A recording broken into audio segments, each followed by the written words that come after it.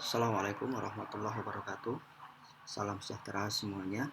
Saya harap Anda semua masih dalam keadaan sehat dan tetap semangat untuk melanjutkan perkuliahan kita mata kuliah pendidikan biologi kali ini.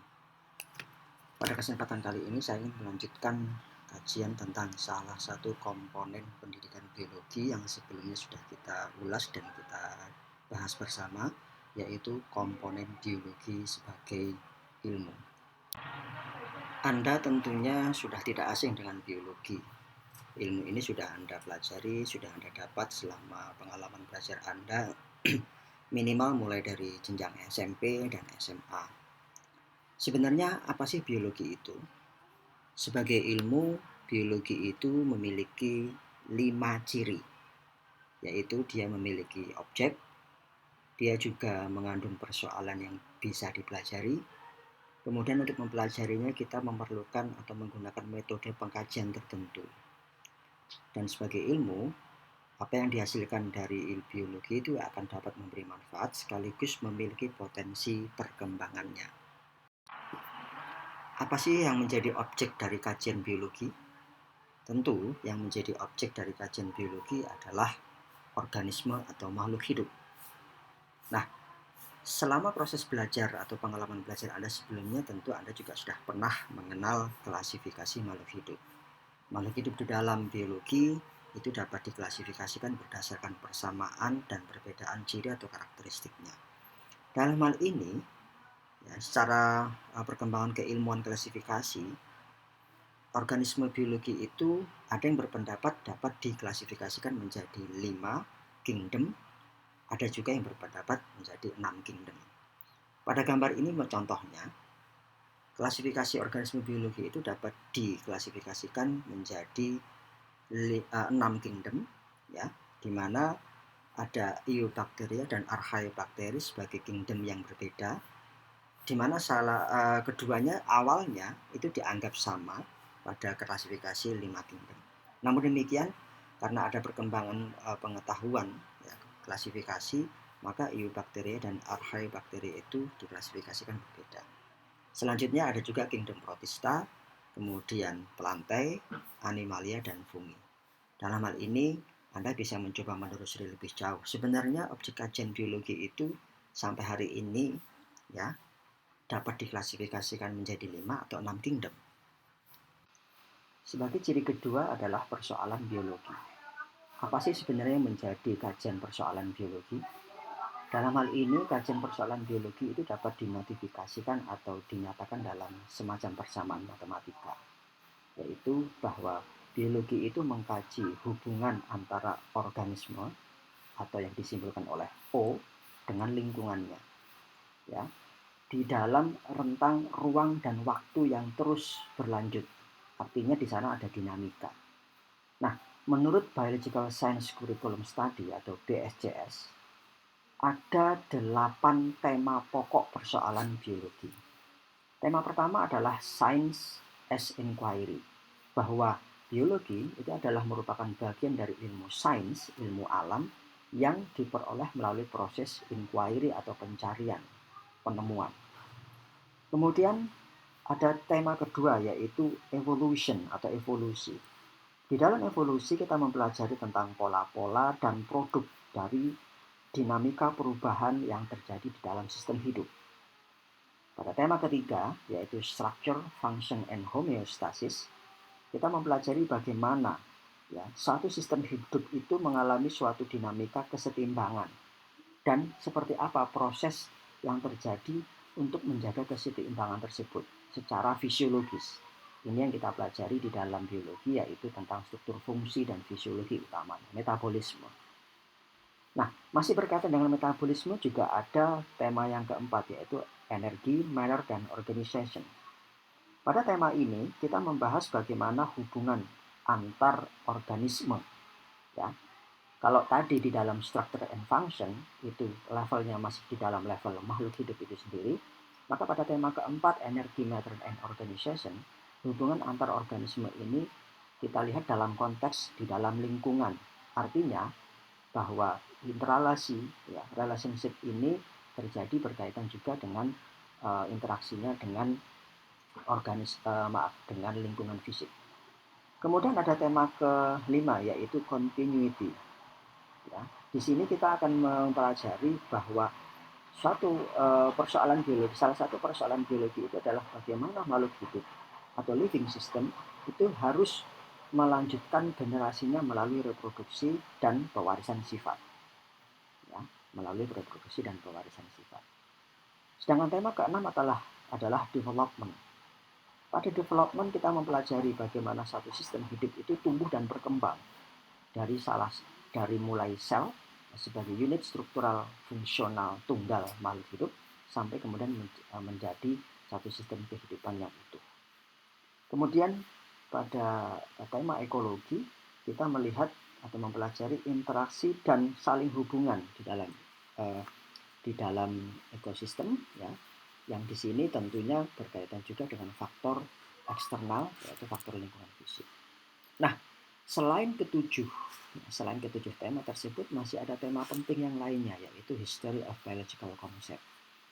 Pada history of biological concept kita bisa mempelajari sebenarnya konsep-konsep biologi itu berkembang seperti apa. Bagaimana sejarah mempengaruhi perkembangan teori atau konsep biologi sehingga bisa dipelajari dan bisa diterima oleh ilmuwan maupun masyarakat sampai dengan saat ini. Masih berkaitan dengan persoalan keilmuan biologi. BSJS itu mengonstruksi biologi sebagai satu bangun ilmu yang tersusun atau terbentuk dari 3 dimensi, yaitu dimensi objek, dimensi level organisasi kehidupan, dan dimensi problems atau persoalan. Dimensi objek seperti yang sudah kita bahas sebelumnya yaitu organisme, ya, yang dapat kita klasifikasikan berdasarkan kingdom-kingdom yang sudah dapat ditemukan sampai dengan saat ini. Sedangkan problems sudah kita bahas juga sebelumnya yaitu ada 8 unifying themes, ya, ada tema-tema persoalan yang dapat dipelajari mulai dari science as inquiry sampai dengan history of concept of biology. Nah, ada satu hal yang menarik di sini bahwa dari masing-masing objek itu dapat kita pelajari sebenarnya pada konteks level organisasi kehidupannya. Ya, sama-sama berkaitan dengan struktur and function misalnya. Kita bisa mempelajari mulai dari level molekuler dan seluler berurut sampai dengan individu atau populasi. Ya, jadi sebenarnya organisasi kehidupan ini atau level of organization, life organization ini untuk memudahkan kita mempelajarinya pada level-level atau tingkat kehidupan di mana living system itu dipelajari. Jadi mulai dari molekuler seluler yang paling kecil, kemudian naik sampai ke level jaringan, dari jaringan menjadi organ dan sistem organ, membentuk individu, kumpulan individu itu menjadi populasi, kemudian kalau populasi berkumpul dalam satu lingkungan yang sama kemudian menjadi komunitas, kemudian antar komunitas menjadi ekosistem, dan seterusnya menjadi bioma dan biosfer. Ya. Nah, ini yang perlu kita pelajari bahwa pada saat kita mempelajari biologi kita harus juga memperhatikan pada level mana sebenarnya persoalan itu kita pelajari. Lantas, bagaimana sih caranya kita mempelajari biologi itu? Kalau kita merujuk kepada sejarah penemuan-penemuan konsep biologi, teori biologi, metode pengkajian biologi itu pada prinsipnya adalah metode ilmiah. Itu proses-proses ilmiah yang dilakukan oleh para ilmuwan untuk bisa menemukan fakta, ya, kemudian bisa mengonstruksi menjadi sebuah teorema, konsep atau hukum. Nah, dalam hal ini saya yakin Anda tidak asing dengan istilah metode ilmiah atau scientific method. Dan saya yakin Anda juga sudah pernah mempelajarinya, ya, bahwa scientific method itu merupakan suatu proses yang berlanjut, berkesinambungan. Ada satu hal yang ingin saya tegaskan di sini bahwa yang namanya scientific method atau metode ilmiah itu tidak melulu persoalan atau dilakukan dalam rangka percobaan, instrumentasi, ya, atau eksperimentasi. Ketika Anda melakukan sebuah eksplorasi, ya, tanpa ada hipotesis atau tanpa Anda membuat hipotesis, tetapi sebatas eksplorasi, mengumpulkan fakta sebanyak-banyaknya, kemudian dari fakta-fakta itu Anda mencoba membuat sebuah pola pemahaman, ya, pola pengetahuan, itu juga sebagai sebuah bentuk metode ilmiah. Metode ilmiah memang ada beberapa tingkat, dari metode ilmiah, ya, yang berkaitan dengan proses-proses dasar seperti observasi, klasifikasi, organisasi, sampai pada tahap metode ilmiah tingkat lanjut yaitu ketika Anda mencoba membuat sebuah percobaan atau eksperimen. Nah, yang namanya metode ilmiah ini tentu melibatkan dua aspek penting, yaitu keterampilan proses ilmiah dan sikap ilmiah. Saya yakin dalam hal ini Anda tidak begitu asing. Anda bisa mencoba merefleksikan kembali pengalaman belajar Anda, termasuk ketika Anda sudah masuk di dalam perguruan tinggi. Sebenarnya metode ilmiah apa saja yang sudah pernah Anda lakukan, dan dari metode ilmiah itu pemahaman-pemahaman apa, pengetahuan atau konsep apa saja yang sudah Anda peroleh untuk belajar biologi. Berkaitan dengan metode pengkajian keilmuan, tadi sudah saya singgung bahwa dalam sejarahnya para ilmuwan itu menerapkan metode ilmiah untuk bisa menghasilkan atau menemukan berbagai macam pengetahuan sekaligus konsep atau teori. Nah, dalam hal ini, kalau kita mempelajari sejarah, kita ternyata bisa menunjukkan atau menemukan bahwa biologi itu mengalami dinamika perkembangan yang sangat pesat dan sudah banyak sekali teori yang sudah ditemukan. Namun demikian, ada satu hal yang ingin saya tekankan dalam hal ini adalah bahwa antara satu konsep dengan konsep yang lain itu sebenarnya saling berhubungan. Meskipun dulu para ilmuwan itu melakukannya secara terpisah-pisah atau parsial. Ya. Ini sebagai contoh di dalam gambar ini saya menunjukkan bagaimana dinamika perkembangan tentang ilmu pemetaan genom manusia atau Human Genome Project. Jadi pada tahun 90 ya, kalau Anda lihat di rentang tahun 90 itu ada satu kelompok peneliti yang ingin mencoba memetakan atau mengidentifikasi gen manusia ya, dari tubuh manusia, dari 23 pasang kromosom yang ada dalam tubuh atau sel manusia itu sebenarnya mengandung gen apa saja ya. Mereka kemudian menamakan proyek mereka sebagai Human Genome Project. Nah, bagaimana mereka bisa punya pemikiran untuk bisa memetakan genom manusia, itu tidak terlepas dari sejarah penemuan gen itu sendiri. Nah, kalau kita menelusuri sejarah penemuan gen, kita bisa tarik ke belakang dari sejarahnya, ya, mulai dari pemikiran seperti apa sebenarnya konsep hereditas, ya, yang pertama kali digagas oleh Mendel misalnya, lewat percobaan kacang Rejisnya. Kemudian kalau kita terus lebih jauh lagi semakin ke depan, misalnya apa hubungan antara pemikiran Mendel, gagasan Mendel tentang hereditas itu dengan penemuan molekul DNA oleh Watson dan Crick, sampai seterusnya sampai dengan adanya pemahaman atau pengetahuan tentang mekanisme sintesis protein. Nah, dari rentang tahun 90 sampai dengan 2013 ini ya, kalau Anda lihat di bagian yang berwarna biru, itu ternyata sudah banyak sekali penemuan-penemuan yang berkaitan dengan Human Genome Project. Termasuk misalnya bahwa ditemukan gen-gen yang berkaitan dengan beberapa penyakit yang ternyata itu bisa kita identifikasi. Nah, oleh sebab itu dalam hal ini ada satu yang saya tekankan bahwa mempelajari sejarah keilmuan itu ternyata penting. Ya, saya bisa saja memahami bahwa kalau Anda ditanya belajar sejarah itu senang atau tidak, mungkin di antara Anda ada yang menyatakan tidak senang karena hanya menghafal tahun gitu ya, peristiwa-peristiwa. Tapi dalam hal ini yang ingin saya tekankan bahwa ketika kita belajar biologi, mau tidak mau kita juga harus melihat sejarah bagaimana keilmuan biologi itu bisa terbentuk, bisa ditemukan.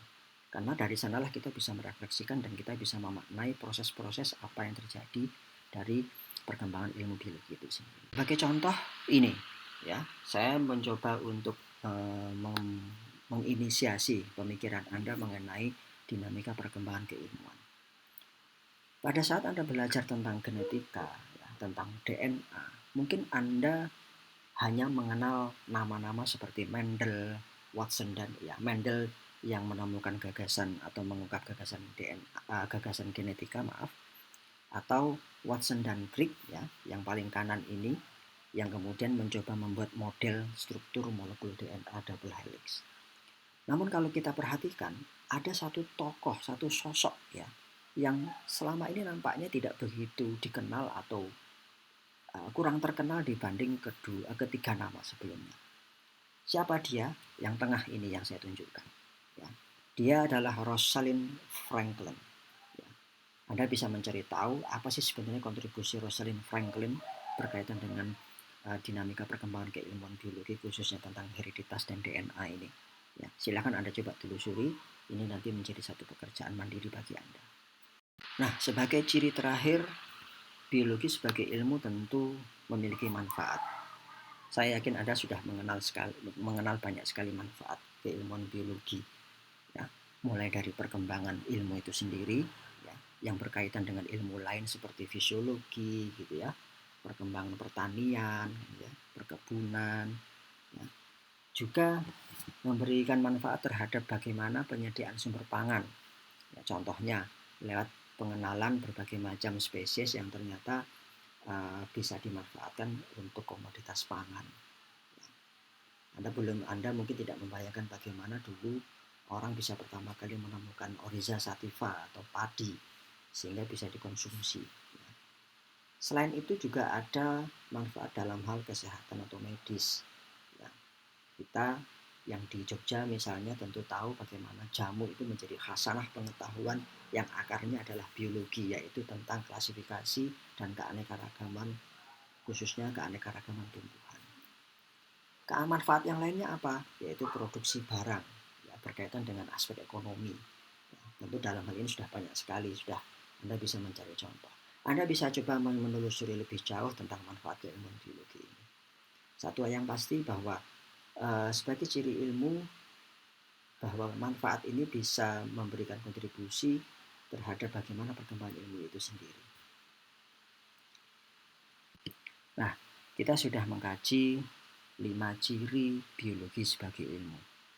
Nah, untuk selanjutnya, sebagai salah satu hal yang menarik yang perlu kita bahas di dalam kajian pendidikan biologi itu adalah pada ciri dinamika perkembangan biologi.